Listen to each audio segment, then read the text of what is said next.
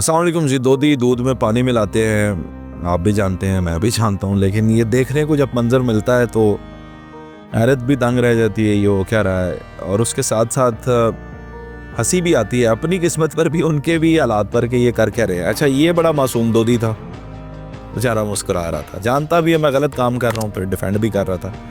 और इनके पास डिफेंसिव जुमले ये होते हैं कि हम तो ये कर रहे हैं ना, आगे खुला पाउडर बेच रहे हैं, आगे तो पता नहीं अरारोट मिला रहे हैं, या ऐसे कोई भी जुमले होंगे उनके पास।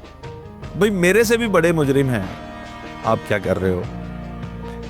इस बात का जवाब नहीं होता। मुझे इस वाक़े को देखकर एक बात याद आती है कि यूएसए से दोस्त आए, उन्होंने कहा जी आसिफ जट साहब हमने पाकिस्तान में कारोबार करना है, और वो कारोबार पाकिस्तान में जो होगा उसे आसिफ जट साहब देखेंगे। तो आसिफ जट साहब खुश, चाहिए कि आसिफ जट साहब को यूएसए से डॉलर आएंगे, पाकिस्तान में कारोबार होगा, आसिफ जट साहब मजे करेंगे। मैंने कहा भाई कारोबार क्या है? उन्होंने कहा जी भैंसें लेनी है, डेरा बनाना है, 100 किलो दूध रोज का बेचना है। मैं कहा वाह वाह, ये तो बड़ा आसान काम है भाई, कोई मसला ही नहीं, असी जट गुजर और कर की सकते हैं। मैंने कहा ठीक है कर लेंगे जनाब। उनका एक छोटा सा उसमें एक प्रॉब्लम है। मैंने कहा वो क्या? कहने लगे कि 99 kg जो होगा ना वो खालिश दूध होगा, एक उसमें हम kg जो है पानी ऐड कर लेंगे। मगर ये भी कोई मुश्किल नहीं थे 99 kg जो है वो पानी होता है, 1 किलो दूध होता है। अब तो बड़ी जो है वो बात कर रहे हैं कम मिकदार के मिलावट की। यहीं पे उनका एतमाद मुझसे उठ गया। उन्होंने उधर ही मुझे कहा कि भाईजान आप एज ए नेशन करप्ट हो गए। मैंने कहा जी क्या हुआ? कहने लगे आप इतनी बड़ी और गलीज बात कर रहे हैं, आपको पता ही नहीं है। मैंने कहा इसमें क्या गलत बात की मैंने? उन्होंने कहा अगर यही बात मैं यूएसए में किसी शख्स के साथ करता तो वो मुझे सू कर देता, मेरे पे केस करवा देता जाके, ये गलत काम करने जा रहा है, इसको रोके। This is not allowed.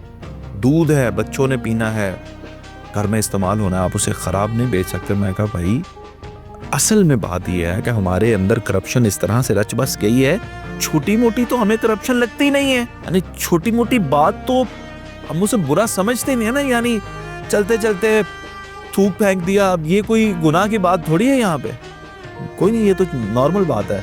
आप खा रहे थे कुछ रैपर फेंक दिया, तो इस तरह से हम मॉरली करप्ट हो चुके हैं, अब हमें गुनाह ही नहीं लगता। तो ये दोदी जो है, अल्लाह इसको सबक सिखाए। वीडियो बनाने वाले ने एक अच्छा पैगाम भी दिया, लेकिन उसके साथ साथ मुझे ये भी रहता है कि एक शख्स जो है वो एक्सपोज हुआ। अब वो जो बिज़नेस करता था क्या वो कर पाएगा? जो घरों में वो दूध देता था क्या वो लेंगे उससे? ये भी सारे मामलात हैं। बहरहाल मैं आपको ये ज़रूर बता दूं कि मुझे एक फ़िक्र थी, मैं सऊदी अरेबिया में गया कि मेरे बच्चे वहाँ पे जो दूध इस्तेमाल करेंगे पता नहीं उन्हें रास आएगा या नहीं आएगा, क्योंकि यहाँ पे तो वो गाय का दूध पीते हैं।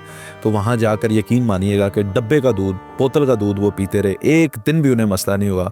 और यहाँ पर आए दिन दूध की वजह से कोई ना कोई प्रॉब्लम उनको चलती रहती है।